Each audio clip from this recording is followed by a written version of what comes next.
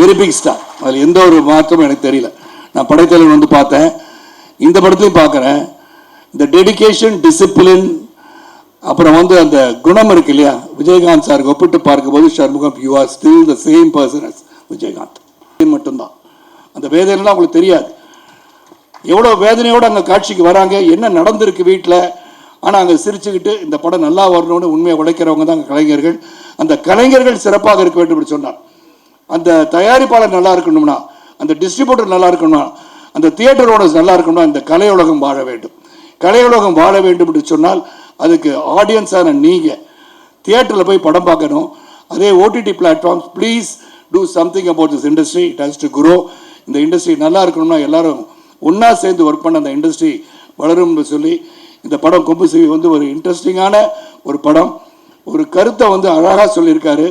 அந்த விவசாயத்தை பற்றியும், அந்த விவசாயம் வந்து சிறப்பாக இல்லாத நேரத்தில் என்ன செய்தார் என்ற சிறிய கதை எடுத்துட்டு ரொம்ப ஹாஸ்யமாக சொன்ன பொன்ராம் அவர்களுக்கும், த என்டையர் டீம் ஆஃப் கொம்பு சிவி, ப்ரொடியூசர் முகேஷ், தவி நிறைய ஒருத்தர் வந்து ஒரு தயாரிப்பாளர் கேட்டார் எவ்வளோ செலவழிச்சிருப்பாருன்னு. அது முகேஷை கேட்டால் தான் தெரியும். செலவை பற்றி ஒரு நாள் அவர் பேசுகிற மாதிரி நான் பார்க்கல. இல்லை சார் இதெல்லாம் இந்த செலவாகுதுன்னு ஒரு நாள் கூட முகேஷ் இஸ் நெவர் கம். அவர் வந்து பார்க்கக்கூட மாட்டார் எங்களையெல்லாம். அவர் பார்த்தாருன்னா ரூம்லேயே உட்காந்து எக்ஸசைஸ் பண்ணிகிட்டு இருக்கேன் சார் உங்களை மாதிரின்னு சொல்லுவார். ஆனால் செட்டில் அவரை பார்த்ததே கிடையாது. But is very dedicated producer. நீங்கள் சொல்கிற மாதிரி பல படங்கள் பண்ணுவார். ஏன்னா ஒரு கம்பெனி பேரே star. You are going to become a star of producers. ஆனால் ரொம்ப சிறந்த ஒரு விழாவுக்கு வருகை தந்து எங்களை எல்லாம் வாழ்த்து வந்திருக்கீங்க. சண்முக பாண்டியன் சொன்ன மாதிரி we have done our best. எங்களுடைய உண்மையான உழைப்பு, உறுதியான உழைப்பு, நேர்மையான உழைப்பை நாங்கள் தந்திருக்கின்றோம். இது ஆகா ஓகான்னு நம்ம 20,000 கோடி கலெக்ட் பண்ணணும்னு நாங்கள் சொல்லலை. ஆனால் இந்த படம் வந்து கலெக்ட் பண்ணுறது ஒரு பக்கம் இருந்தாலும் அந்த உழைப்புக்கு வெற்றி தரும் இடத்தில் நீங்கள் ஆடியன்ஸ் நீங்கள் இருக்கீங்க. Please go and see this film in the theaters and support us. And the last final word, எனக்கு என்னென்னா இந்த படத்தில் நடித்தது வந்து ஒரு மிகப்பெரிய உணர்வு, அந்த பாசம். விஜயகாந்த் சாரோட என்னுடைய உள்ளத்தின் அடித்தளத்திலிருந்து இன்றும் அவருடன் பயணித்துக் கொண்டிருக்கின்ற உணர்வோடு Shanmuga Pandiyam should become a great star in this industry. I wish him all the best and the entire team of Kombu Sivi all the best. நன்றி, வணக்கம். Thank you.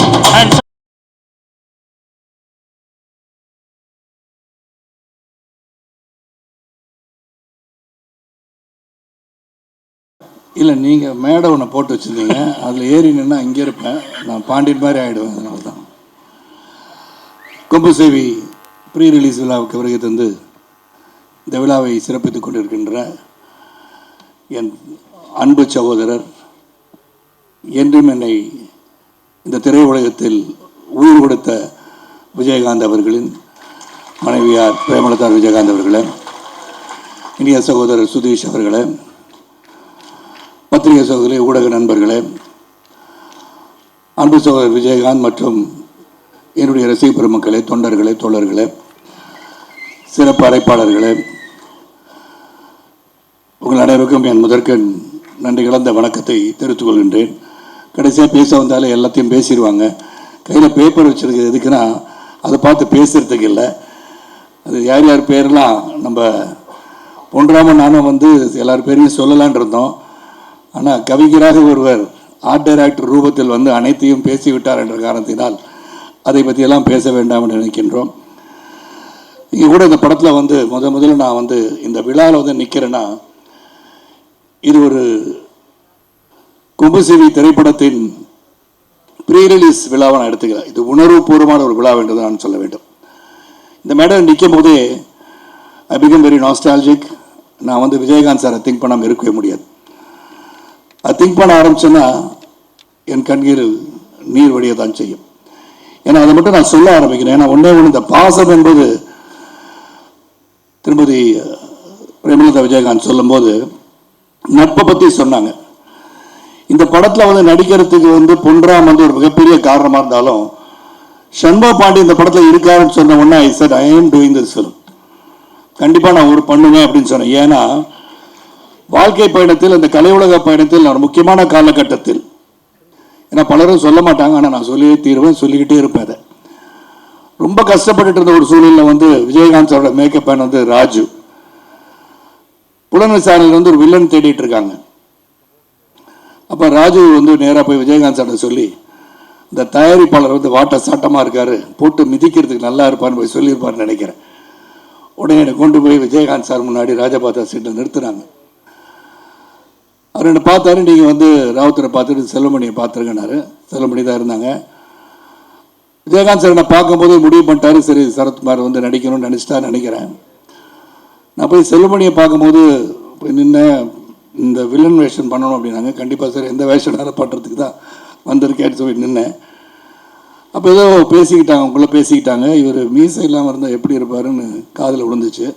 ஒரு 5 நிமிஷம் இதை வந்துடுறேன் போனேன். பக்கத்தில் ரோஹிணி லாட்ஜ் இருந்துச்சு, அங்கே ஒரு பார்பர் ஷாப் இருந்துச்சு பக்கத்துலேயே. மீசையை வலிச்சுட்டு போயிட்டு நான் இப்படி தான் சார் இருப்பேன் அப்படின்னு. அன்று துவங்கியே தான் இந்த பயணம். மறக்க முடியாத நிகழ்வு அது.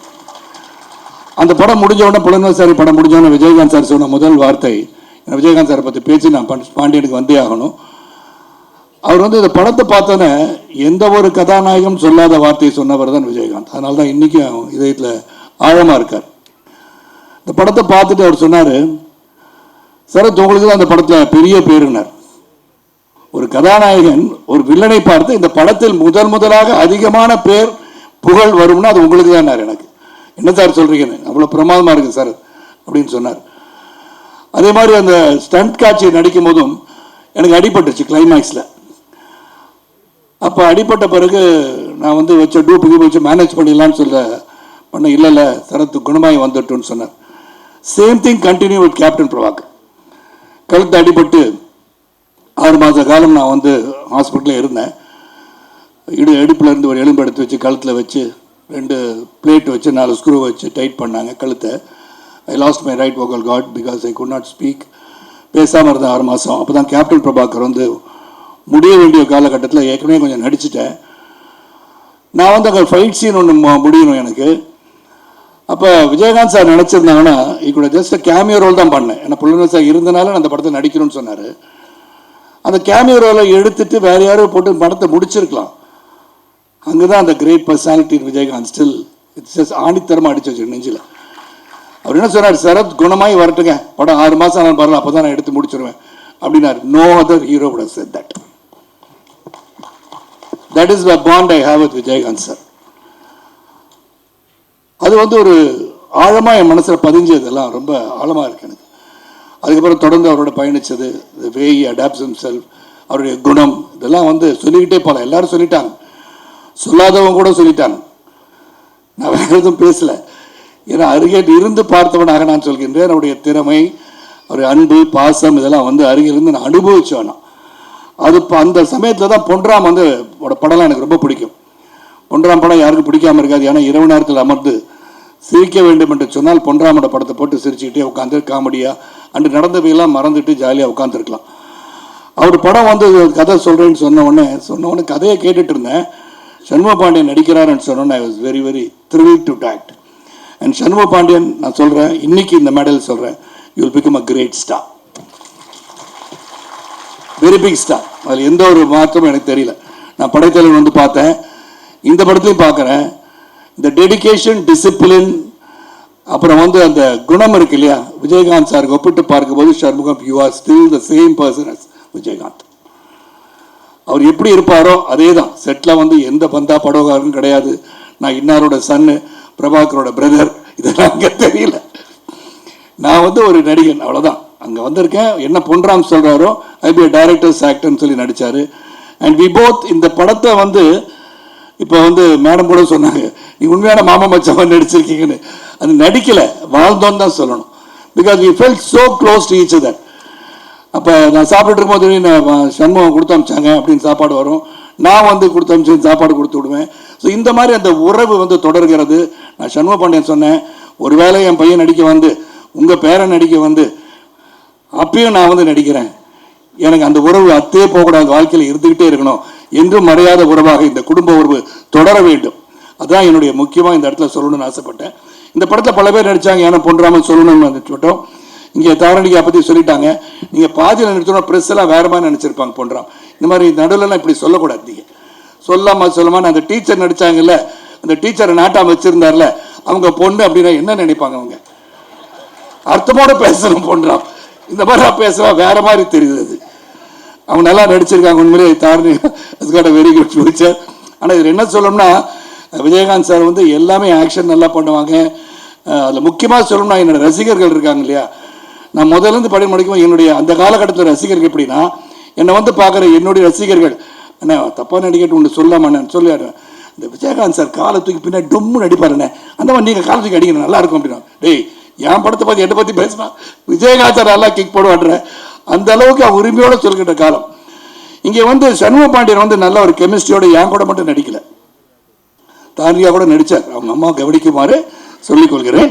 நான் எதையும் பற்ற வைக்கல, நல்லா நடித்தாங்கன்னு நான் சொல்கிறேன். அது அந்யோன்யமாக நல்ல பாசமாக அந்த சாங்லாம் பிரமாதமாக கொம்பு சீவி விடுறேன்னு சொல்கிற பிரமா இல்லை கொம்பு சீவி விடல, அந்த கெமிஸ்ட்ரி இருந்தாலும் அந்த காதல் காட்சிலாம் நல்லா பரவசமாக வரும்.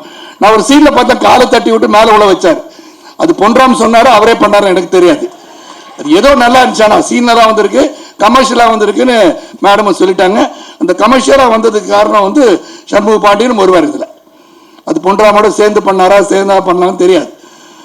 அப்புறம் காளிவன் கேட் நல்லா நடிச்சிருக்காரு. Munishkanth, George Mariam is there இந்த மூவி. அப்புறம் வில்லன் நடிச்ச வந்து சுஜித் சங்கர் கட்டி தொங்க விட்டார் பாண்டியன் இதில். அப்புறம் அனேராக் வந்து அப்புறம் வந்து தேனி தவம்னே எல்லாம் வந்திருக்கீங்க. தேனி இருக்கிற ஊருக்காரங்க எல்லாருமே எங்கள் சொந்தக்காரங்க ஆகிட்டாங்க. அது போக Balu sir and your sons very very ஹேண்ட்ஸமாக எல்லாரையும் காமிச்சிருக்கேன். ஷண்முடைய ஷார்ட்ஸ் எல்லாம் எக்ஸ்ட்ரானரியாக இருக்குது. அது ஆக்ஷன் ஷாட்லாம் பார்த்தேன், ரொம்ப பிரமாதமாக இருந்துச்சு. அண்ட் எடிட்டர் வந்து ரொம்ப அருமையாக கட் பண்ணியிருக்கார், பார்த்தேன் எல்லாமே பிரமாதமாக இருக்குது. இதில் வந்து ஒன்றே ஒன்று தான் நான் சொல்ல விரும்புகிறேன். சண்முக பாண்டியன் வந்து தொடர்ந்து படத்தை செலக்ட் பண்ணி ஒன்று தான் சொன்னேன், சண்முகத்தை நேற்று குடும்பம் தான் நேற்று சொன்னேன், don't think your height is a disadvantage. நீங்கள் எப்போதுமே வந்து குனிஞ்சு பேசாதீங்க, நேராக அப்படி நேர்கொண்ட பார்வையாக நடந்தால் better. Because when you have height advantage 6'4" இருக்கனால மற்றவங்க குனிஞ்சு பேச ஆரம்பிச்சிங்கன்னா then you will start bending. Don't do it, stand straight, you will become an Amitabh Bachchan of the South India. Simple as that. எனக்கு ரொம்ப முக்கியம். பல பேர் ஹைட்டாக இருக்கோன்னு குனிஞ்சு பேச பார்ப்போம், அது ஸ்லோலி வில் ஸ்டார்ட் பெண்டிங். அது நான் வந்து என்னுடைய எக்ஸ்பீரியன்ஸில் சொல்கிறேன். இதில் நான் சொல்ல வேண்டிய முக்கியமான இது என்னன்னு சொன்னால், இந்த படம் கொம்பு சீவி வந்து ரொம்ப ஹாஸ்யமாக பொன்ராம் பற்றி சொல்லணும், அப்புறம் முகேஷை பற்றி சொல்லணும்.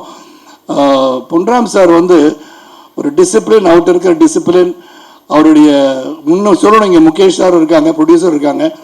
நோபடி வந்து ஒரு காட்சி நடித்த பிறகு செட்டு பெரிய செட்டு போட்டிருக்காங்க. முதல் நாள் படப்பிடிப்பு ஒரு முக்கியமான சீன் எனக்கு வந்து கொடுக்குறாரு.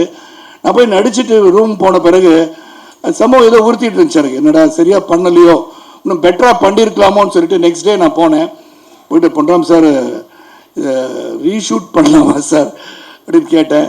உடனே அவர் சொன்னது, எஸ் சார், நானும் அதுதான் நினச்சிட்டு இருந்தேன், இது ஒன்றும் பெட்டராக பண்ணலான்னு தோடுது சார்னாரு. That is Ponram. அதாவது என்ன படத்துக்கு வேணும் அது சிறப்பாக பண்ணணும்னு முகேஷை சொன்னார். முகேஷ் வந்து எடுக்க வேண்டாம்னு சொல்லியிருந்தால் அந்த காட்சி எடுத்திருக்க முடியாது. அதனால் அதுவும் வந்துச்சு. தொடர்ந்து வந்து every day was fun, every day was டிசிப்ளினாக எல்லாம் ஒர்க் பண்ணோம். அது முக்கியம். ஒன்றே என்னன்னா, இந்த படத்தை வந்து தியேட்டரில் போய் பார்க்கணுன்ற ஒரு கருத்தை மட்டும் இங்கே சொல்ல ஆசைப்பட்றேன். ஏன்னா அந்த தியேட்டரில் போய் பார்க்கும்போது அது கிடைக்கிற மகிழ்ச்சியே தனி. ஓடிடி பிளாட்ஃபார்ம் இருக்குது, சேட்டலைட் இருக்குது, எல்லாம் இருக்குது.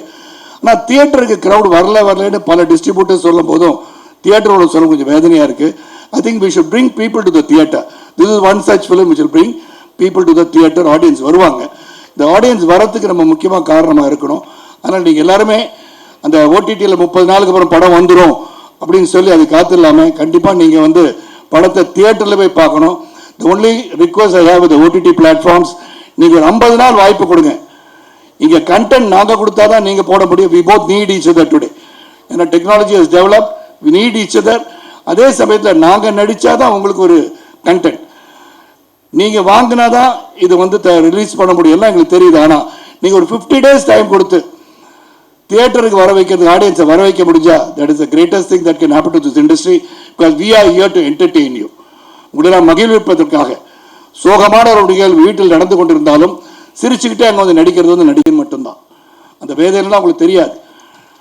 எவ்வளோ வேதனையோடு அங்கே காட்சிக்கு வராங்க, என்ன நடந்திருக்கு வீட்டில்.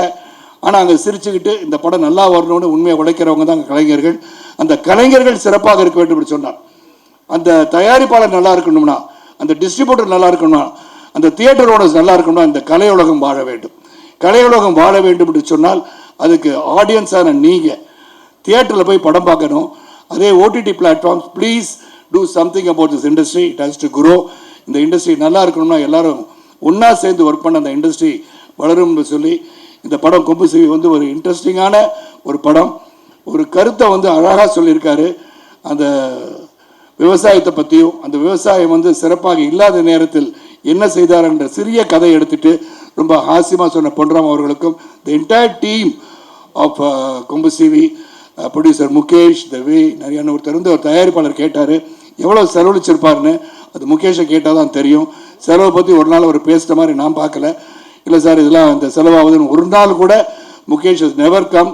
அவர் வந்து பார்க்க கூட மாட்டார் எங்களையெல்லாம். அவர் பார்த்தாருன்னா ரூம்லேயே உட்காந்து எக்ஸசைஸ் பண்ணிட்டு இருக்கேன் சார் உங்களை மாதிரின்னு சொல்லுவார். ஆனால் செட்டில் அவரை பார்த்ததே கிடையாது. But is very dedicated producer. நீ சொல்கிற மாதிரி பல படங்கள் பண்ணுவார். ஏன்னா ஒரு கம்பெனி பேரே star. You are going to become a star of producers. ஆனால் ரொம்ப சிறந்த ஒரு விழாவுக்கு வருகை தந்து எங்களை எல்லாம் வாழ்த்து வந்திருக்கீங்க. சண்முக பாண்டியன் சொன்ன மாதிரி we have done our best. எங்களுடைய உண்மையான உழைப்பு, உறுதியான உழைப்பு, நேர்மையான உழைப்பை நாங்கள் தந்திருக்கின்றோம். இது ஆகா ஓகான்னு நம்ம 20,000 கோடி கலெக்ட் பண்ணணும்னு நாங்கள் சொல்லலை. ஆனால் இந்த படம் வந்து கலெக்ட் பண்ணுறது ஒரு பக்கம் இருந்தாலும் அந்த உழைப்புக்கு வெற்றி தரும் இடத்தில் நீங்கள் ஆடியன்ஸ் நீங்கள் இருக்கீங்க. Please go and see this film in the theatres and support us. And the last final word, எனக்கு என்னென்னா இந்த படத்தில் நடித்தது வந்து ஒரு மிகப்பெரிய உணர்வு. அந்த பாசம் விஜயகாந்த் சாரோட என்னுடைய உள்ளத்தின் அடித்தளத்திலிருந்து இன்றும் அவருடன் பயணித்துக் கொண்டிருக்கின்ற உணர்வோடு Shanmuga Pandiyam should become a great star in this industry. I wish him all the best and the entire team of Kombu Sivi all the best. நன்றி, வணக்கம். Thank you. And